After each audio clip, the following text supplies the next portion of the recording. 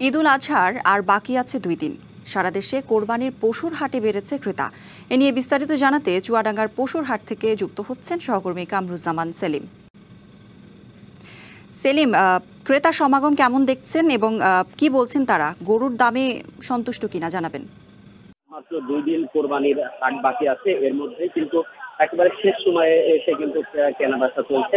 আমি এখন আছি চুয়াডাঙ্গার আলমডাঙ্গা পশু যে হাট রয়েছে সেই হাটে। আমি সকাল থেকে এসে হাটে যেতে দেখেছি, এখানে কিন্তু সময় যতই গড়াচ্ছে ততই কিন্তু ক্রেতা বিক্রেতাদের সংখ্যাকে কিন্তু দুপুরে উঠেছে এই আলমডাঙ্গার পশু হাট। আমি এখন একটু কথা বলতে চাই, একজন বিক্রেতা আছে তার সাথে।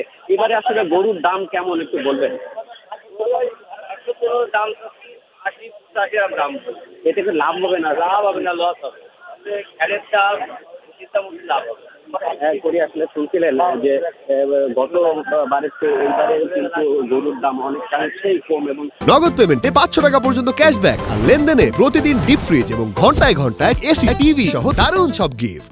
সবাই কিন্তু বলছে যে এবার কিন্তু একেবারে নাগালের মধ্যে আছে। আমরা যারা ক্রেতা রয়েছে, একজন ক্রেতার সাথে আমরা একটু কথা বলতে চাই, তার কাছে আসলে জানতে চাই যে এইবার আসলে গরুর দাম কিনতে এসছেন আপনি নিশ্চয়, দাম কেমন কেমন দামের মধ্যে আপনার নিয়ে চাচ্ছেন?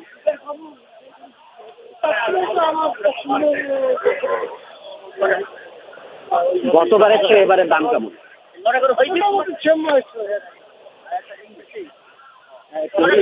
আসলে ক্রেতা বিক্রেতাদের কথা শুনছিলেন। আমরা সকাল থেকে এসে যেটা দেখেছি, এখানে কিন্তু বড় গরুর চাহিদা খুবই কম।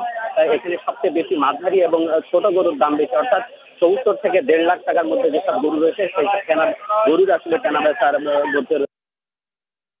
চুয়াডাঙ্গা 4টি উপজেলায় এবছর 1,৯৯,০০০ পশু। ধন্যবাদ সেলিম আপনাকে।